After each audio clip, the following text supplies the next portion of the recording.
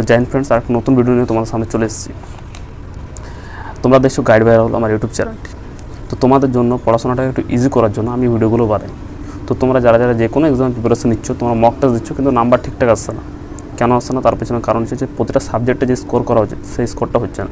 কোনো সাবজেক্টে ঠিক স্কোর হচ্ছে, তো কোনো সাবজেক্টে হচ্ছে না। তো তার মধ্যে যে একটা সাবজেক্ট সেটা হচ্ছে ম্যাথ। তো ম্যাথ নিয়ে আজকে আমি কথা বলবো। তো ভিডিওটা 5 মিনিটের, প্রথম থেকে লাস্ট পর্যন্ত দেখো। ম্যাথে যে আমি স্কোর করেছিলাম, এসএসজিডি দিয়েছিলাম 40-40 হয়েছিল, তো কীভাবে করেছিলাম সেই পয়েন্টগুলো নিয়ে আলোচনা করবো।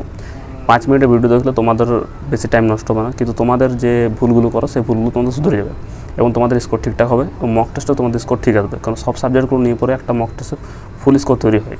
তো চলো ভিডিওটা এখান থেকে শুরু করা যাক, পয়েন্টগুলো এখান থেকে বলি। ফার্স্ট যে পয়েন্টটা সেটা হচ্ছে বেসিকটা স্ট্রং করো। বেসিক মানে হচ্ছে তোমার যে কোনো বই থেকে তোমরা পড়তে পারো, ঠিক আছে, বা তুমি যে কোনো একটা ফাউন্ডেশন ব্যাচ নিতে পারো। যদি তোমার বেসিক স্ট্রং থাকে তাহলে তুমি একটা স্কোর করতে পারবে, আর যদি বেসিক স্ট্রং না থাকে তো তুমি স্কোর করতে পারো না। প্রথমে যদি অ্যাডভান্সে ঝাঁপ দাও তারা হবে না। প্রথমে তুমি যে কোনো বই, আবার তোমার কাছে তোমাদের জন্য যদি বেশি টাইম থাকে তো তোমরা যে কোনো বই থেকে প্র্যাকটিস করতে পারো। আর আমি মনে করি যে 400-500 টাকার মধ্যে যে কোনো ফাউন্ডেশন পেয়ে যাবে, কিন্তু ম্যাথ স্পেশাল নেবে।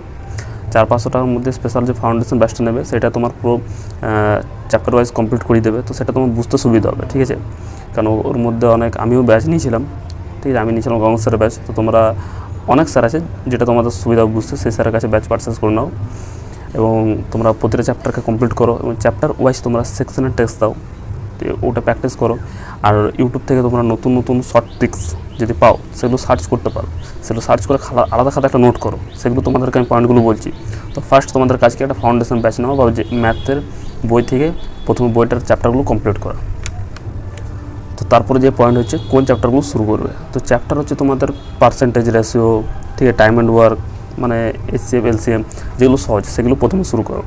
আর ম্যাথসের ক্ষেত্রে কি, যেমন একটা পার্সেন্টেজ চ্যাপ্টার করলে 2-3টে চ্যাপ্টার মোটামুটি কভার হয়ে যায়, ঠিক আছে, সেই সব দিকে বেশি ধ্যান রাখবে।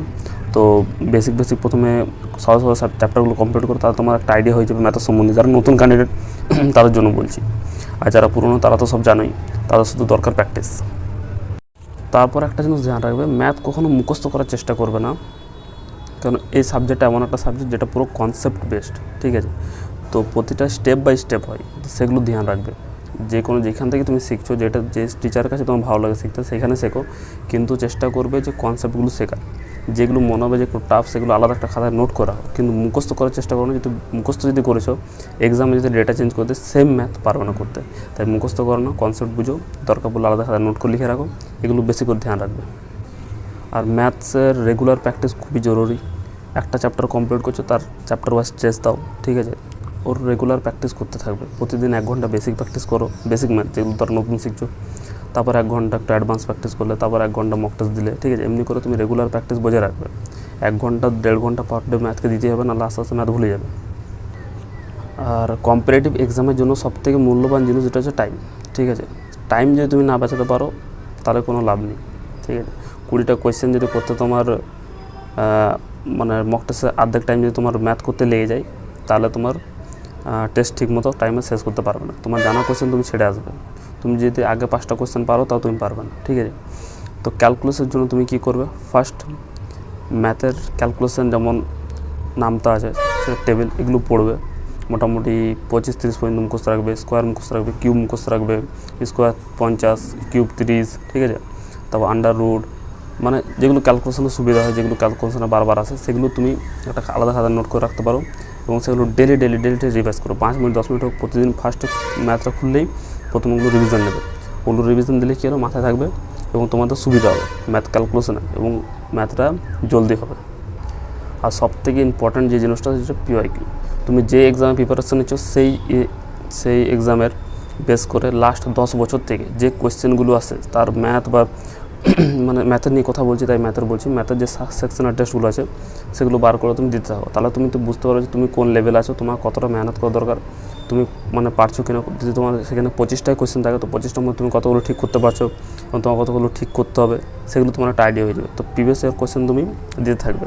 প্রথমে চ্যাপ্টারগুলো কমপ্লিট করো বেসিক থেকে, তারপর যেমন বলছি স্টেপগুলো সেগুলো ফলো করবে, নাম্বার অবশ্যই ইনক্রিজ হবে। তো এই যে এই কথাগুলো বললাম, এই কথাগুলো মাথায় রাখবে। দরকার পড়লে পয়েন্টটা নোট করে আলাদা জায়গায় লিখে রাখতে পারো। এগুলো তোমার সবার ক্ষেত্রে এই জিনিসগুলো ফেস করতে হয়, আর সবাই এগুলো আস্তে আস্তে বুঝে ঠিক করে তবে তার ইনক্রিজ হয়। আমি এগুলোকে নিজে শুধরেছি বলে আমার নাম্বার ঠিক হয়েছিল, এখন আমি ম্যাথও ঠিকঠাক স্কোর করতে পারি। এই জিনিসগুলো তোমার সাথে হবে, তুমি এখন না বুঝলে 1 বছর পর বুঝতে পারবে, কিন্তু এই জিনিসগুলো ঠিক করতেই হবে, তবে ঠিক হবে। তারপর হচ্ছে মক টেস্ট। মোটামুটি 50% যে তুমি সিলেবাস শেষ করে নিতে পারো না, তাও মক টেস্ট চালু করে দাও। মক টেস্টে তোমার ইম্প্রুভ করবে, মেন ইম্প্রুভ মক টেস্টেই করে, ঠিক আছে। মক টেস্টে টাইম ম্যানেজমেন্ট করা যায়, মক টেস্টে তুমি কোয়েশ্চেন লেভেল বুঝতে পারবে। তো মক টেস্ট মোটামুটি সপ্তাহে মোটামুটি 2-3টে ফুল মক টেস্ট দেওয়ার চেষ্টা করবে। আর সেকশনে মক টেস্ট যত পারবে যে থাকো, যত পারবে যত, তবে তোমার একটা ইম্প্রুভ হবে, ঠিক আছে। টাইমটাকে পুরো কাজে লাগাও। আর যেগুলো বললাম স্কোয়ার, কিউব, রুট, এগুলো মুখস্থ রাখবে, টেবিল, এগুলো মুখস্থ রাখতেই হবে, এগুলো ঠোঁটে রাখবে, তবে তোমার ম্যাথে ক্যালকুলেশন স্পিড হবে। টাইম ম্যানেজমেন্ট, কারণ সবথেকে বেশি যেটা টাইম লাগে সেটা হচ্ছে ম্যাথে। জিকে তো 5 মিনিটে সব করে দিতে পারে, কিন্তু ম্যাথটা করতে পারবে না, তাই ম্যাথে একটু বেশি টাইম দাও, ম্যাথটাকে ঠিক করো। আমি যে পয়েন্টগুলো বললাম, আশা করছি পয়েন্টগুলো তোমাদের ভালো লাগেছে। তো এই ভিডিওটার প্রতি আমি একটা লাইক আশা করতে পারি তোমাদের কাছে। এই ভিডিওটা দেখলে তোমাদের যে নতুন অভিজ্ঞতাগুলো পাবে সেগুলো তোমাদের অবশ্যই অনেক কাজে লাগবে। তো অবশ্যই আমি এরকম রিলেটেড ভিডিও বানাতে থাকবো, ইম্পর্ট্যান্ট, যেগুলো তোমাদের খুবই কাজে লাগবে এবং তোমাদের পড়াশোনাটা আরও সহজ করে দেবে। তো আমার চ্যানেলটি সাবস্ক্রাইব করে নাও, গাইড বাই রাহুল, এবং তোমার সাথে দেখা হচ্ছে নেক্সট ভিডিওতে। জয় হিন্দ।